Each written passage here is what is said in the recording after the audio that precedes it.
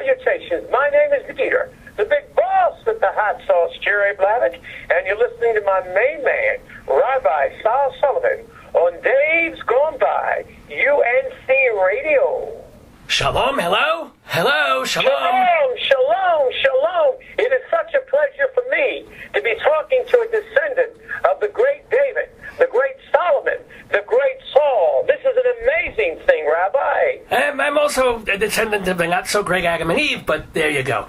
Anywho, that lovely introduction, and I'm letting this man do the introduction for this radio interview because he has done more radio over the years than Dave, more radio probably than Dick Clark and Don Imus put together. His name is Jerry Blavat. Let me tell you a couple of things about this man, who is still, by the way, on the radio today on all these different stations.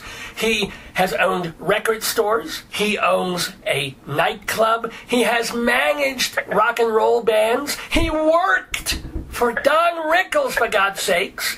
He also was a Philadelphia television show host. He's in the Rock and Roll Hall of Fame. Oh, my God. And most importantly, for those people listening now, he has written his autobiography, You Only Rock Once, My Life in Music, which is available from Running Press. And we are running with open arms towards the one, the only, Jerry Blavat. Shalom, Jerry. Shalom, my man, pots and pans. You are the greatest rabbi in the land. And I got to tell you, for your audience out there, it is such a pleasure for me to talk to you because I can hear the passion that you have and the love that you have for what you do. And if you read my book, may I call you Saul? Oh, please do.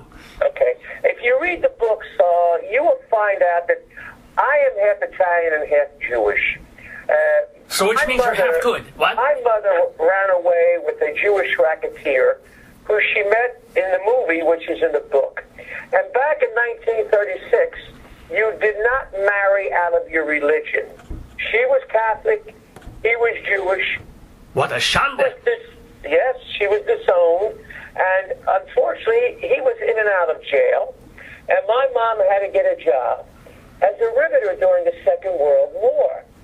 So she had to be at the Navy Yard in Philadelphia by 6 o'clock. And my mom, God bless her, would take me and my sister to a day nursery school called St. Monica's in South Philadelphia. So those were my early years, coming from a broken family. And I used to listen to radio in the loneliness. And I used to listen to some of the great radio serials, The Lone Ranger, Straight Arrow. My favorite radio serial was Cocoa Puffs, but please continue. Yes, I'm sorry, yes. Straight Arrow, The Lone Ranger, going back with Hopalong Cassidy, and it tweaked my imagination. I was just a kid, lonely. I mean, I couldn't play with the other kids because I had to be up at 5 o'clock to go to a day nursery raised by nuns. And I was intrigued with this great episode of Straight Arrow.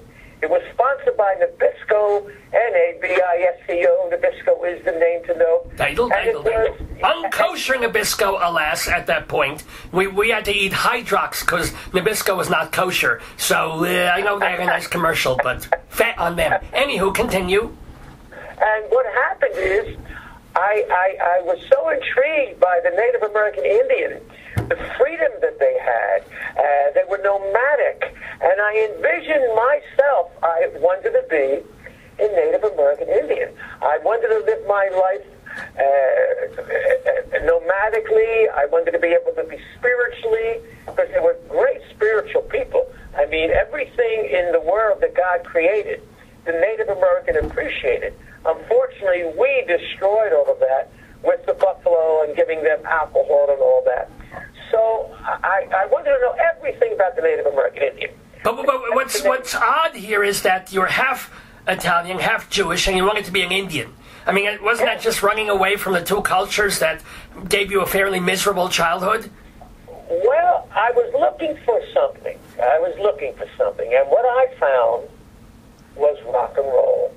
I was one day at my grandmother's house, and they had a TV show in Philadelphia in 1953 called Bandstand. And it was not Dick Clark's bandstand. The original guy that had it was a fellow by the name of Bob Horn. That's right, Bob Horn, yes. Right, and I saw these kids dancing, and I said to myself, wait a second, I can dance better than that. And I snuck into bandstand. I was 13 in 1953. You had to be 14 to get in. And I entered a dance contest. I won the dance contest. Fan mail came in. All of a sudden, I'm a teenage star at 13. I get to do another dance contest, and I win that contest. The host of Bandstand, Bob Horn, comes to me and said, you know, the only reason that we let you stay, we know that you're underage, is that you won the dance contest, 2 of them. He said, this is what I would like to do with you. You're such a good dancer, I want you to be the head of the dance committee. I want you to pick the kids that are going to dance in front of the camera, and we're going to rotate them. I want you here. I was going to Southeast Catholic at that time. Bandstand would go on at 3:30 in the afternoon. He said, I want you here at 3 o'clock. I got out of school at 2:15. He said, I want you to also pick records when we rate the records, okay? They would pick 3 records and the kids would rate them. Well, that's how it began for me.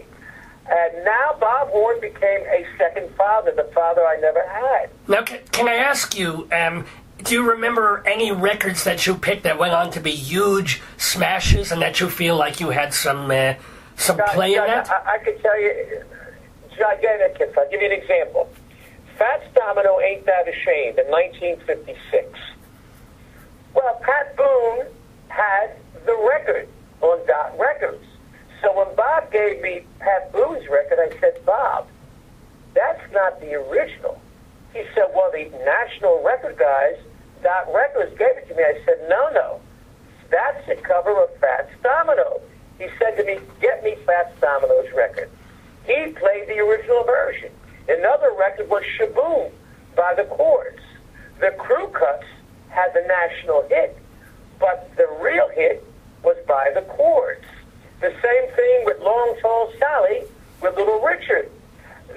So I was able, because I always had an ear for music, to pick out rhythm and blues.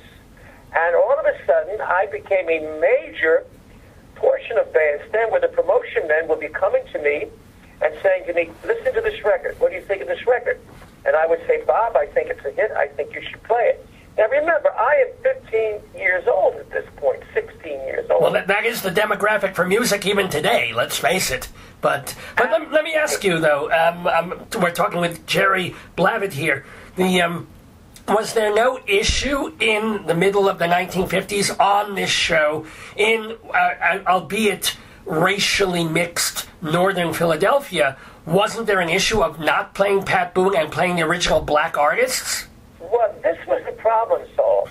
The major record companies who had national distribution, MGM, Capitol, Dot Records, Mercury, they had national distribution. So when a little local record out of Louisiana called Ain't That a Shame became a gigantic local hit, they didn't have the national distribution. So the majors would cover it, and they would have national distribution. When Dick Clark took over Bandstand, that stopped because Dick Clark will go on television and play the original version of Sherry, He's So Fine, on little independent record labels, and the majors did not have time to cover it. So it wasn't a racial issue. It was the issue that the little independent labels did not have national distribution. But once you and Dick Clark started pushing that forward, it became a thing where the little labels got their say, and they got as much national exposure on these shows as the big labels did. What were your thoughts on Dick Clark? I'm sure you must have known him. He was Philadelphia. Listen, Dick Clark wrote the introduction of my book. Right. I'll tell you a wonderful story. And it's all in the book. It's all in the book. In 1956, Bob Horn lost the show. He had gotten arrested for drunken driving. And I was the head of the committee, and I was told, my duties don't change. You get $15 a week. Yes. Bob is not going to be doing the show until the heat dies down. In the interim, they put his producer, Tony Mamarella, as the host. A month goes by, and Tony comes to me and says, look, Bob is not coming back on the show. There's going to be a new host. His name is Dick Clark. I said, Tony, we don't want Dick Clark. Now, remember, I'm the head of the dance committee. I control all these kids. He said, well, that's it. The day that he did the show, I picketed. We want Bob Horn back.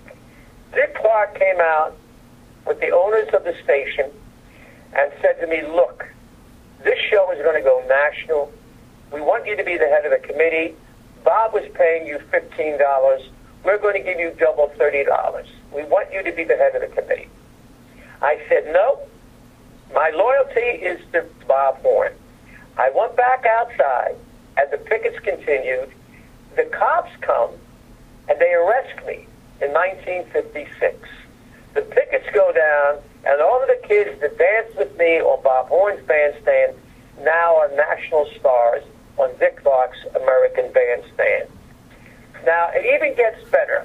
Yeah. So I am no longer dancing on Bandstand. In the meantime, I knew all of the promotion men from Bandstand, and I'm doing a little bit of promotion for the radio stations, promoting their product with the music that I loved. I find a group called Danny and the Juniors. Right. And I have a song which they have called At the Hop, which was produced and written by Johnny Madeira and Dave White locally. Unbeknownst to me, Dick Clark has the publishing of that song. I become the road manager because they are managed by a fellow by the name of Nat Sigel, who eventually will become my manager. I become the road manager of Danny and the Juniors. And we're doing the one-nighters. I'm on the bus with Chuck Berry. I'm on the bus with Little Richard. I'm on the bus with the Everly Brothers, Buddy Holly. I'm on the bus with all of the great rock and roll stars. And you do one-nighter. Philadelphia, New York, Buffalo, Boston. You hit all of these places. We go into New York City to do Dick Clark's Beach Nut Gum Show. Yes. You remember that? I remember his Strites Matzah show, but that lasted only 2 weeks. The Beach Nut Gum lasted longer, but I wouldn't watch it in protest. But, okay, so he did this Saturday night show, yeah, which featured Bobby Darin, Connie Francis, other than Bandstand. Now, you must remember, this is now 1958. Dick Clark's got the publishing of At the Hop. It is the first time that I see Dick Clark before the rehearsal. He's very cordial. He's very nice. I say to myself, you know, he knows I'm the road manager. He could stop this because I tried to stop him from doing Bandstand. right. We do the show. The next morning, I'm getting on the train at Pennsylvania Station to go back to Philadelphia. Who is on this train? Dick Clark. He says, Jerry, let's sit with me. I want to talk to you as we go back to Philadelphia. And I said, man, this is it. He's going to say, but I didn't say a word. He says, I want to tell you, you tried to stop me from doing the show. We offered you more money. All of these kids now on a national magazine, Teen Magazine, 16 Magazine, you were the best dancer. He says, yet you wanted to stay with Bob Horn. He says, I got to tell you something. I figured the next line is he's going to fire me. He says, I never had an opportunity to tell you. I respected what you did by staying with Bob. He said, because everybody that kissed his butt and everybody that was giving a piece of this company and that company, I now have on a national scale. I have publishing companies, I've got record companies, and back in that day, Saul, Yes. there's nothing wrong with disc jockeys owning pieces of record companies. He said, the reason I respect you, I know if I lose Bandstand tomorrow, whoever the new guy comes in, nobody is going to be loyal to me as you were loyal to Bob Horn. We got off that train. It was 1958. I said, Dick, my respect for understanding my position, Bob Horn was a second father to me. I lived with him. From that moment on, to the day that Dick Clark died, we remained close as friends. When I went on the radio and other disc jockeys were knocking the hell out of me because of the fact I came from left field, Dick Clark would say, "Hey, you remember Jerry Blavat that used to dance locally here? Guess what? He's a disc jockey. He calls himself the Gator with the Heater. I called him last night and he told me to play a song, Sherry," which is true. He said, "I heard him play a song called He's So Fine by the Chiffons. I want to play it for you." He heard me play a song called Quarter to Three. So whatever I was playing on radio, Dick would play on Bandstand and would acknowledge the fact that he heard it on my radio show. As a matter of fact, yes, in the book, he writes the introduction, which is an amazing introduction. And as you know, he passed away basically 2 years ago, this coming May. And I was out there at the memorial, which was a private memorial at his home in Malibu, with Berry Gordy, with Frankie Valli, with Neil Sedaka, with Paul Anka. Dick Clark did more for rock and roll than any other individual that ever was. Because if it wasn't for Bandstand, Frankie Avalon, Bobby Rydell, Dion, Chubby Checker, Kanye Francis, Bobby Darin would have never had the opportunity to become major stars. Now you're mentioning overnight. You are mentioning overnight. Yes, you were mentioning all these amazing people and people that you rode the bus with that you were talking about before, Jerry Blavat. I want to hear some stories and anecdotes of memories of Chuck Berry, memories of the Everly Brothers, of being on the road with them. Do you have any stories? Yeah, let me tell you, Sal, remember, we were kids. So the way it would be, the artist would be on a bus. The band orchestra, Sam Donahue, would be on another bus with the producers. The producer was a guy by the name of Irving Feld, who eventually, by the way, became the head of the Ringling Brothers Barnum and Circus. Oh, right. Feld. His dad was the guy that ran these one-nighters. And we were all kids. In other words, I remember the Everly Brothers in the back of the bus sleeping, and I remember me and Chuck Berry shooting crap, playing dice on a blanket. And I remember the Ponytails, who had a song called Born Too Late, who were beautiful, from Cincinnati, and everybody tried to make a move on them, and they had their chaperone. So, you know, I guess they were born too early. Yeah. No one knew what the music, that this music was going to be the music that became America, you see. And we would go from one night, sleep on the bus, and do our show. And the interesting thing is, these artists today, I'm going to give you an example.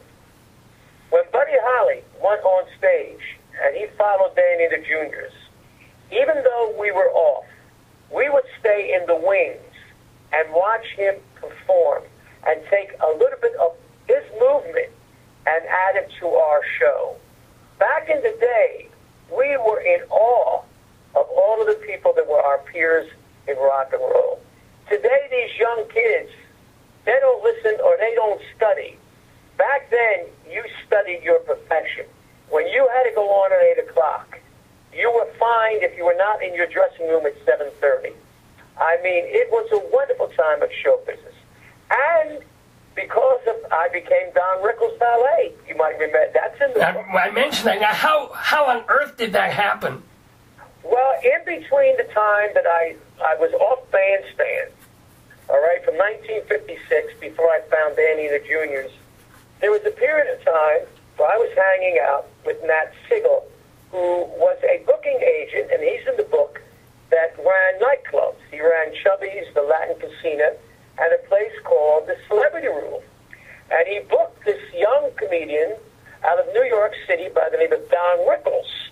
Now, Don Rickles was unknown at that time, and I was with Nat, and Nat said, look, he's from New York. He doesn't know Philadelphia. I want you to be his road manager. You pick him up, you take him to the hotel, You take him to the celebrity room. You make sure that he goes on time. Blah, blah, blah, blah. We became very, very close friends. Meanwhile, he just completed a motion picture called Run Silent, Run Deep with Burt Lancaster, Wow. Clark Gable. Well, when he went back to New York, he went out to L.A., and he worked at a place called the Slate Brothers. The movie opened up, and every major star, Frank Sinatra, Gregory Peck, Sammy Davis, Humphrey Bogart, Lon Bacall, would go to this little club in L.A. called the Slate Brothers. He became a major star. When he got back to New York City, they had the premiere of Run Silent, Run Deep in Atlantic City. He called me up. He said, "Look, Fisher, you got to come. You got to be my guest for the premiere in Atlantic City." Also in Atlantic City at the 500 Club was Frank Sinatra. So after the preview, he says to me, "Rickles, I want you to meet Frank Sinatra." Now remember, as great as Frank Sinatra was, my stars were Chuck Berry, Little Richard, Fats Domino. You know, Okay, Frank so Sinatra was not my music. okay, So we go back to the 500, and Rickles says, "Mr. S, this is Jerry Blavat, my road manager."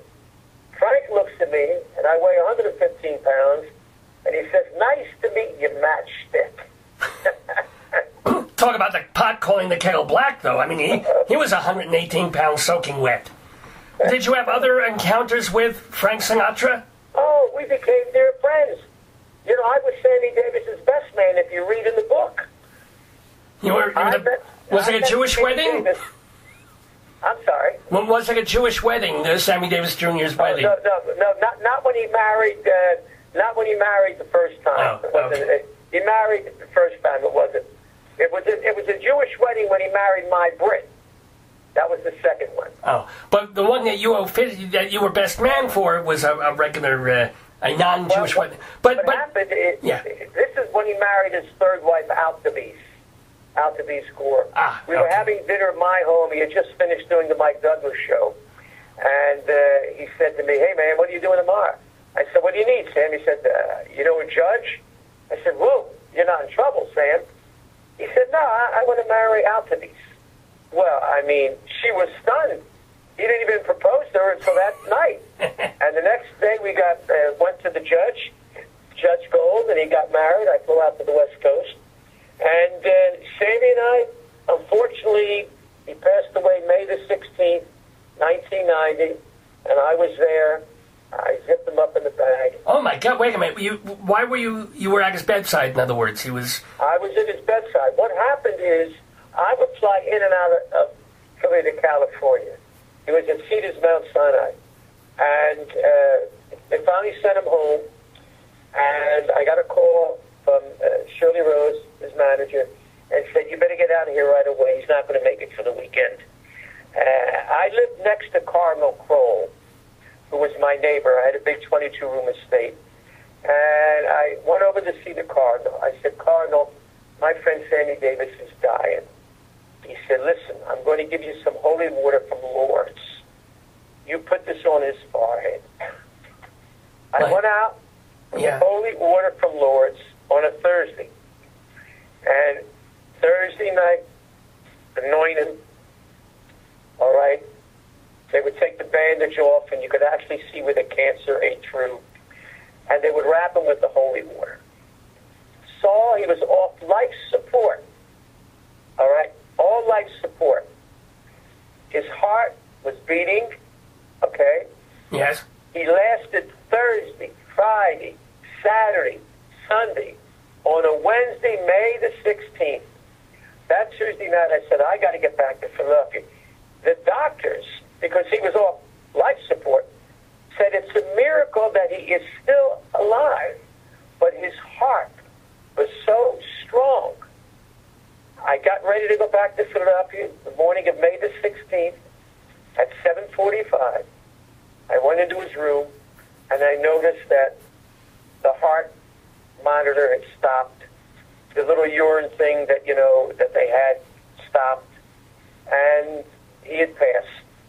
And that was May the 16th, 1990.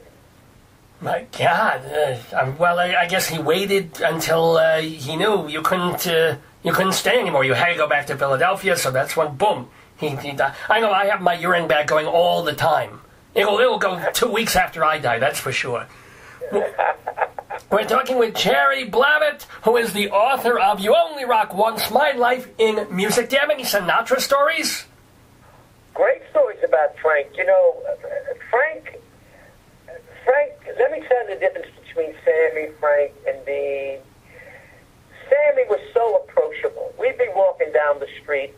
Guys say, hey, Geeter, hey, Sammy. And we, yo, my man, pots and pans and all of that. Frank, when he would walk down the street, he would have the bodyguards, Jilly. And people who really wanted to say hello were a little afraid, not knowing what his reaction would be. Frank was, in my opinion, one of the greatest talents, but Sammy Davis was the greatest talent of them all, and a magnificent human being. Frank, without a doubt, was complex, generous, could change his moods momentarily, and I could understand that. See, because I lived with these people. I saw when they were successful, when they were maybe not successful, and how they became effective. Frank was the greatest. He loved my mother's cooking. Whenever he was in town, and this is all in the book, my mother was Bruzzese Napolitan. So he'd say, Matchstick, I need the peppers and the eggs your mother makes. I need the raviolis. Because you see, Frank was Sicilian. And his mom, Dolly, was a great cook. But the greatest cooks from Italy were the ones that came from Abruzzi. So he would go out with me at night. And we would have my mother's cooking. And I will never forget a story which I want your audience to hear. Please. In the latter years when Frank was failing, you know, he couldn't see the teleprompter. He had to wear an earpiece. We were in New York, Sammy, myself, and Jilly, 2 o'clock in the morning, 3 o'clock in the morning, a place called Rocky Lee's. And Frank was very solemn. And we tried to get him out of that mood, and we were talking about guys in show business at that time, Johnny Carson, who told a funny joke. All of a sudden, Frank said, everybody grew silent. He said, you know, these guys in show business, they don't understand how lucky they are to be able to perform for an audience. The day that I stop performing and see those wonderful people who love me is the day that I die. And sure enough, 2 weeks later, he went into the hospital, all kinds of medical problems, and he died, which is what a performer lives for us all. I've been doing this for 54 years. I bucked the trend. I play music from my heart, not a research chart. I never allowed anyone to take away my freedom to play music for the audience that I love. I was able to expose records when nobody was able, because back then, radio became formatted. Radio didn't play any more records because of the English invasion. Everything was English, English, English. Well, how did you survive the British, you know, the Beatles coming in, the Stones, which is the music that I prefer, actually? How I survived is because I was on a station that gave me the freedom to pick my own music. No one ever dictated to me. I never played English. And I'll tell you a very interesting story. Do you know during the English invasion, when every radio station was playing nothing but English, Herman's Hermits, the Beatles, Freddie Mann, I mean, on and on and on, the Dave Clark Five, I was playing Motown, the Four Seasons, and the Beach Boys, and Rhythm and Blues. Those three groups are the only ones that survived. And look where they are today. Motown, Frankie Valli's Four Seasons, Rhythm and Blues, okay, and the Beach Boys.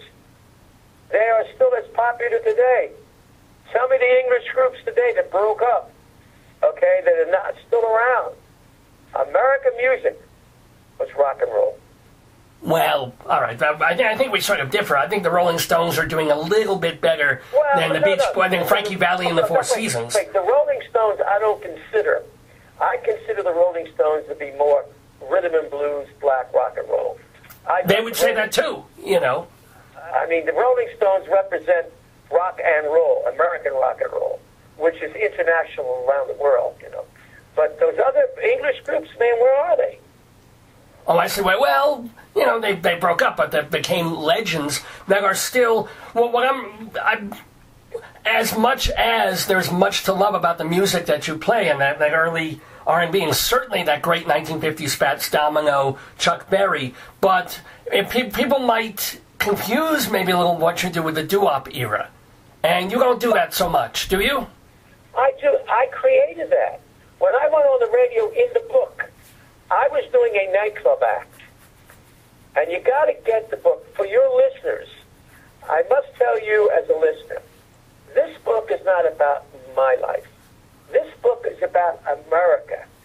When America was young and free, and you were able, if you found a dream, to go for the dream, if you were able to find a passion, to go for that passion.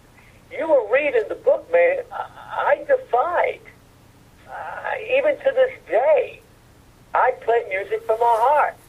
If I like it, I want to share it with my audience. I don't go to a program director. I don't go to a research marketing guy. That's baloney. When I grew up in America, you had the freedom. You didn't learn from a book. You will see in my book. You will learn the way my life was. I learned from living, from a broken family, from sadness to happiness to fulfillment. Today in America, it's restricted. This, that. You can't do that. You can't do that. I grew up with dignity. I grew up with respect because I learned it from the street.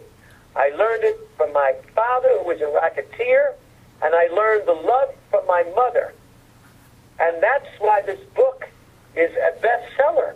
I mean, it just keeps on selling. By the way, the name of the book is You Only Rock Once, My Life in Music by Jerry Blavat. I do think the irony there is that you're half Italian, half Jewish, and the Jewish side was the racketeer and the mobster, which is pretty funny. You know, one would assume it would be the other way around. But you did, I mean, we cannot also get away from this, that you did have, friendships and connections with people in the underworld through most of your professional life that you swear up and down were just friends, and yet other people will say, well, no, you could not have been so blind, or just like waving, having dinner, and then going home and not knowing what the hell some serious mafia mobsters were doing. Right. Let me say this to you. I have never denied my friendship with any of these people. I grew up in South Philadelphia. My neighbor was Angelo Bruno. His wife grew up in the same town in Italy as my mother. We were paisans. I know all of these guys. You never asked about their business. You never saw them do anything wrong. They were neighbors. And when I became successful, and I must tell you, even with Frank, where they said that these guys helped Frank, I can honestly tell you, Frank's talent helped Frank Sinatra. These guys owned the nightclubs back then, so you worked for these guys at that time. But if you were not able to bring an audience in, I don't care if you were Frank Costello's brother. They would not use you. They were businessmen. My friendship, and I have never denied anybody, if you're my friend and you live next door to me and you're a neighbor, as long as you don't do anything wrong in front of me, you are my friend. And that's the way I based my life. I don't judge a person by the money that they have. I don't judge by the prestige. I judge them the way they are to me and the neighbors in the neighborhood. I'm just kind of also wondering, though, like you witnessed the death of Sammy Davis Jr., you were a friend, you saw him die, and that morning, okay, that's one way of watching a person die. You were in a restaurant during a rub-out. What the hell? Didn't that traumatize you? Well, you got to understand something. When you're involved in a situation like that, and it's in the book, this thing happened so fast, and I really wasn't even supposed to be there. You'll read in the book that Long John Martorano, who was a mobster, was in the vending business. And when Angelo Bruno died, and the family came to me and said to me, look, you're almost like a second son, because when my wife and I split, I used to take Angelo's grandkids, along with my kids, every Sunday to dinner. So one Sunday, I'm dropping off Angelo's grandkids, and Sue Bruno said to me, wait, you and Patty split? I said, well, we've got some differences. It's in the book. She said, well, where do you eat in the morning? Well, I had a 22-room estate. All of a sudden, I'm living in a one-room place called the Drake Hotel in Center City. I said, well, she said, look, come over in the morning. You'll have breakfast with us. You'll have dinner with us. And when I split with my wife, I became a second partner of that family. I'm talking about I was almost like adopted by Sue, by the kids, the grandkids. And when he was murdered, he came to me and said, look, you're like a son to us. Please, at this funeral, don't make it be a circus. You know the press. You know the law enforcement guys that have been following Angelo. I said to myself, if I do this, I am going to expose myself to the newspapers and to law enforcement. How a guy like Jerry Blavat in show business is now the man keeping out the press, law enforcement, making sure there are no pictures taken. But I said to myself, this family adopted me when I lost my family. I said to Sue and Michael Bruno, Angie's son, I'll do it. Sure enough, if you read the book, for 10 years, I was under the scrutiny of law enforcement. As a matter of fact, in the book you will read the head of the FBI. I was having lunch, and he's in there having lunch. And he sees me, and he waves me over. And I go to the bar, and I said, yes, I knew his name. Okay, he was the head of the FBI. He said, how do you know who I am? I said, I once did a TV show, and the topic was on organized crime, and you were there, Angelo's lawyer was there, and I had to drive Angelo's lawyer. He said, oh, I remember that. He said, but I'm going to tell you why I invited you to come over for a moment.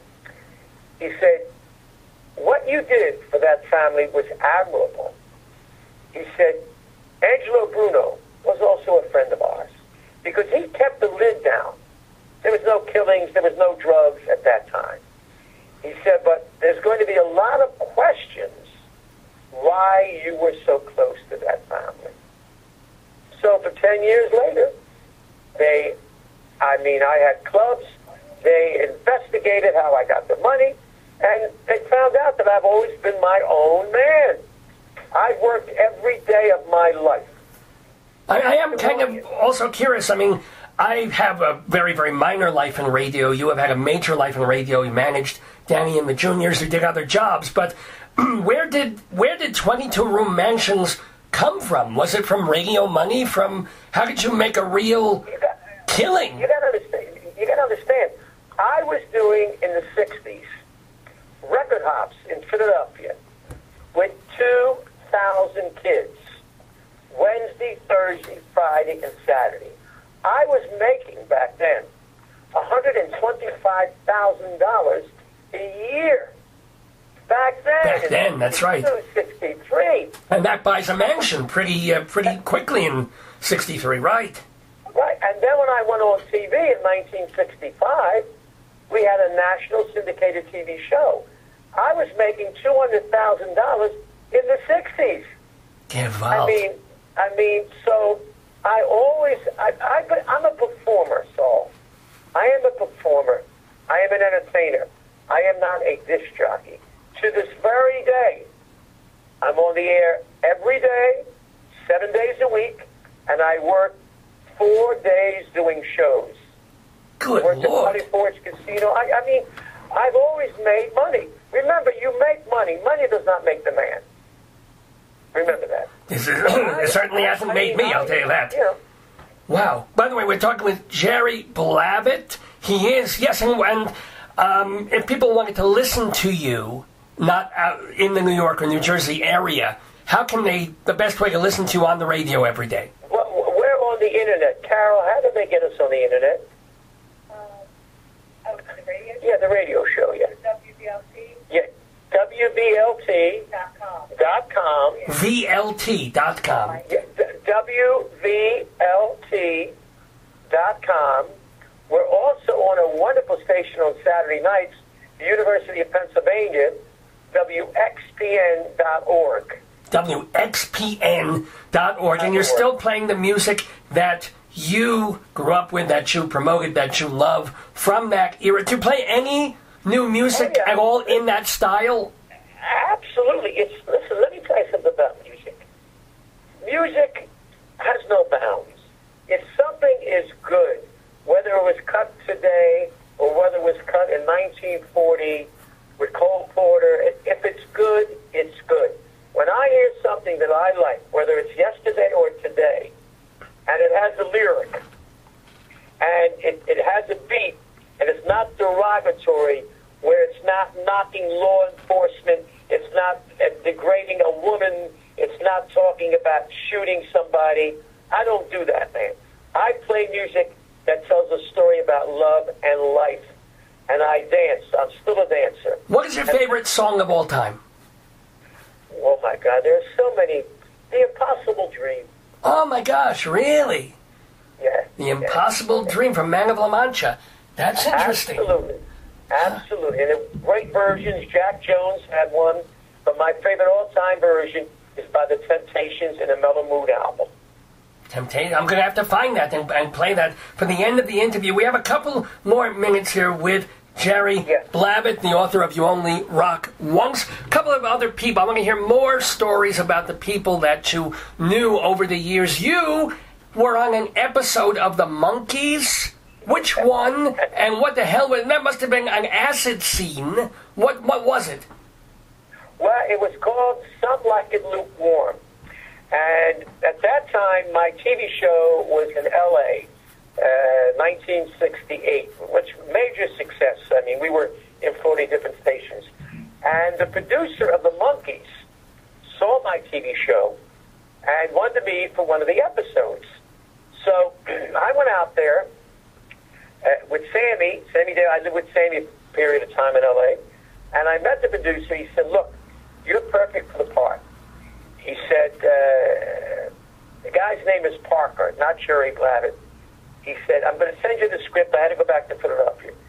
They sent me the script. I read the script. As I get off the plane, they're there with a limo, and they're rushing me. They say, look, we're already in the production. You got to get here right away. They throw me on the set, and all of a sudden I said, I know my lines. I start to ad-lib them, and instead of me calling myself Perry Parker, I say, this is the Gator, the big boss with the hot sauce. The director says, cut. He says, I like that. Keep right on going. So all of a sudden, the Gator was no longer Perry Parker. I was doing what I do all the time. And because of that, Sammy did a Mod Squad. Oh. And I did a Mod Squad episode with him. I played a driver for him, and he played a hitman in a Mod Squad. You see. By the way, where did the Gator with the heater come from? That is from Alligator Lives in the Mud. Gator, they don't bother anybody. But if you get that close to an alligator, he's going to snatch you up. When I went on radio, I was all the way at the other end of the dial. I was on a 250-watt station.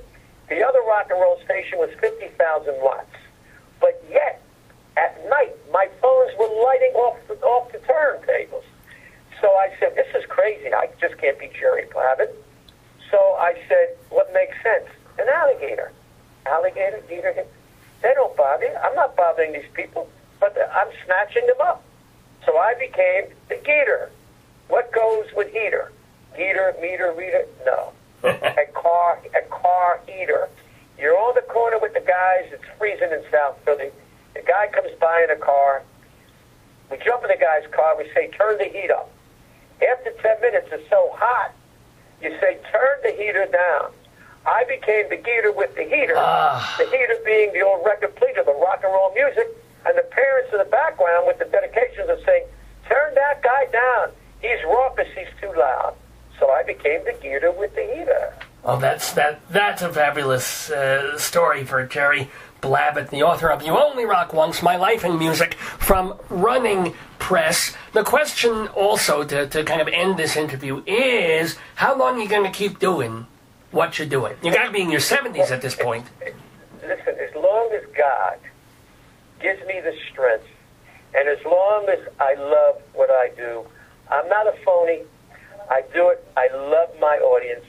The day that I lose my passion for what I do, and I'm not in good health, I stop. And it's interesting because you see the book, it is a bestseller.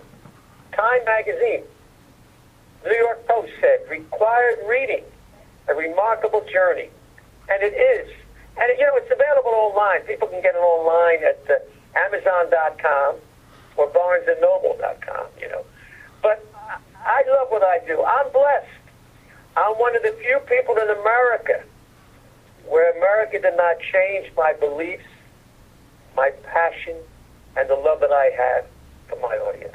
And also, when can people see the next show that you put together as far as you do a couple of shows a year at the Kimmel? I do these wonderful cruises for Time Life called Long Shot Memories Cruise. And we have every major star. Last show we had Bobby Rydell, you had Dion, you had Frankie Avalon, you had Gary Lewis, you had Petula Clark. Every major star is on the show. We're doing another one in November, and I'm doing a big show at the Kimmel Center in Philadelphia, January the 25th. We're called the Great Voices of the 60s. Jay Black, Gary U.S. Bonds, Bobby Rydell, The Tokens, Eddie Holman, Pat Upton of the Spiral Staircase. Can I ask, when you do these shows, are you seeing a mix in audiences, or is it almost all like 70 plus? Absolutely. You must understand, when a young person hears Run Around Sue for the first time, the reaction is the same that you did when you heard it when you were a kid. It's a good record. So these young people are intrigued when they hear this music for the first time. That's how I started in radio. I was doing a nightclub act. When the snowstorm closed the club, I had to take my old rock and roll records to the studio where I did the show. And I started to play music which were oldies. Kids were circling the dial because they didn't know if they were going to have off from school the next day. And they heard the music of the 50s. And they loved it because nobody was playing it at that time. Right. You give some variety to everything else that's on the radio. Absolutely. And one more quick question. I am curious, how long did it take you to develop your, I'm not, you don't want to be called a disc jockey, but the way that your persona is on the air? It happened from the first moment that I started to play rock and roll. I ad-libbed. You want to talk about me rapping. People say the Geeter was the first rapper. Don't be ashamed, mention my name, don't holler. Listen to the Geeter, it's not going to cost you $1. By the big tick-tock on the Tower Power Clock. Here we go with the hottest show on the radio. So, I rhymed all this stuff. Can you close with a rhyme about me? About you? Yes. Take a tip from the Geet with the Heat. Solophonic Saul is the man who's the finest rabbi in the land.